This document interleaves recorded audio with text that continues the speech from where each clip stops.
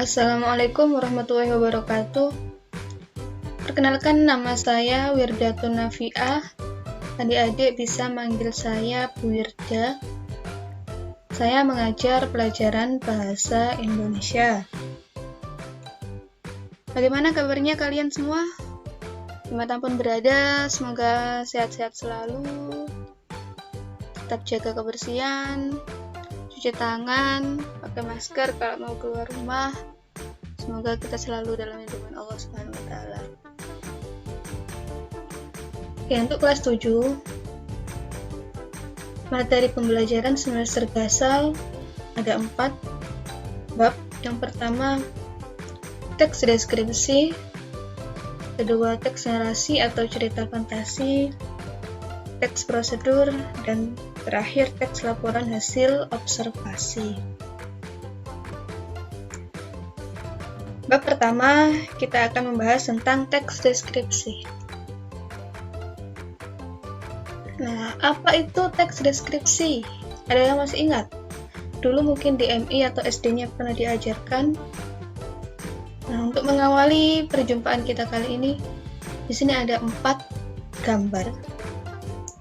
Gambar pertama ada buah semangka, gambar kedua ada meja, gambar ketiga ada gajah, gambar terakhir ada makanan, stik kentang ya. Apa sih teks deskripsi itu?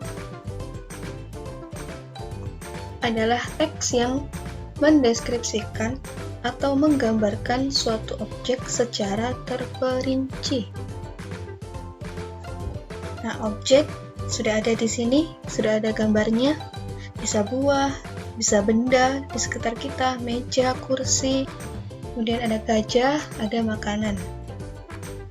Nah, jadi objek ini bisa kita jelaskan, kita gambarkan, atau kita deskripsikan menjadi sebuah teks.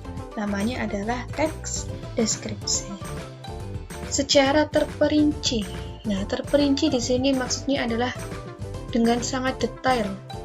Jadi, misalnya kita mendeskripsikan buah semangka. Kita sebutkan mulai dari warnanya, ukurannya, kemudian kulit buahnya, dan lain-lainnya. Nah, ini objek dalam teks deskripsi bisa benda, manusia, suasana, tempat, dan lain-lain. Terperinci, yaitu mendetail. Misalnya fisiknya, meja, fisiknya meja. Misalnya ukurannya besar. Kemudian warnanya, di sini warnanya hitam misalnya. Kemudian ada psikis. Psikis ini kalau benda berarti keadaannya, apakah bersih, kotor. Kemudian kalau manusia atau hewan, misalnya binatang ini besar, kecil, sehat, sakit, dan lain-lain. Kemudian yang kedua adalah tujuannya. Untuk apa kita membuat teks deskripsi? Nah, tujuannya adalah ini. Untuk menggambarkan suatu objek seolah-olah pembaca menyaksikan langsung objek yang terperinci. Misalnya kita mendeskripsikan tentang gajah. Nah, teman kita ini ada yang belum pernah lihat gajah. Jadi dengan hanya membaca teks yang kita buat tentang gajah, maka teman kita bisa membayangkan seolah-olah gajah itu dia lihat secara langsung. Padahal dia hanya membaca sebuah teks, yaitu teks deskripsi. Oke, lanjut.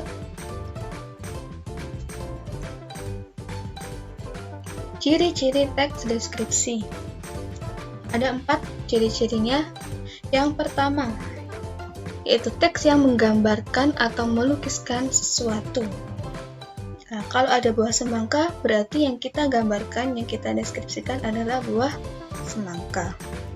Ciri yang kedua, penggambaran di dalam teks dilakukan dengan sangat jelas, terperinci, serta melibatkan panca indera. Oke, panca indera kalian ada berapa? Ada 5. Yang pertama, mata, hidung, telinga, lidah, dan kulit. Masing-masing panca indera memiliki fungsinya. Misalnya mata untuk melihat, berarti kita melihat buah semangka ini berwarna apa. Buah semangka ini ukurannya besar atau kecil. Misalnya panca indera hidung. Nah, kita bisa mencium bau buah semangka. Apakah harum? Nah, seperti itu ya. Selanjutnya, ciri-ciri yang ketiga. Membaca seolah-olah merasakan, melihat, atau mengalami sendiri apa yang dibicarakan dalam teks deskripsi. Jadi dengan membaca teks tersebut, kita bisa membayangkan bahwa objek yang dideskripsikan itu bisa kita lihat secara langsung. Yang keempat, teks deskripsi menjelaskan ciri fisik seperti warna, ukurannya, bentuknya. Kemudian ciri-ciri psikis, misalnya keadaan. Semangka ini masih baik, masih segar, apa sudah busuk, dan lain-lain. Teks deskripsi ini bisa kita kembangkan menjadi teks yang lebih lengkap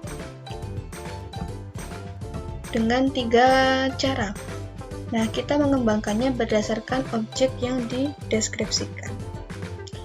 Di sini objek yang pertama adalah kamar tidur, objek yang kedua adalah bakso, objek yang ketiga adalah permainan sepak bola.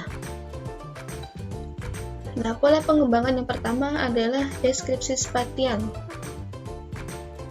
Deskripsi spasial ini objek yang digambarkan berupa ruangan, benda juga bisa yang ada di ruangan itu, atau tempat tertentu, misalnya ruang kelas, ruang makan, kemudian taman, ya, dan lain-lain.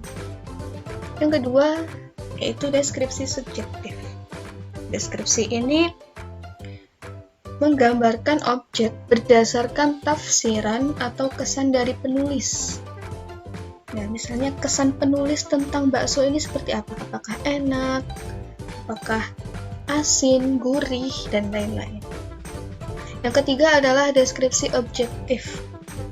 Objektif ini berarti mendeskripsikan suatu objek berdasarkan apa adanya, berdasarkan keadaan yang sebenarnya, tanpa ada kesan atau opini penulis. Kebalikan dari yang subjektif ini.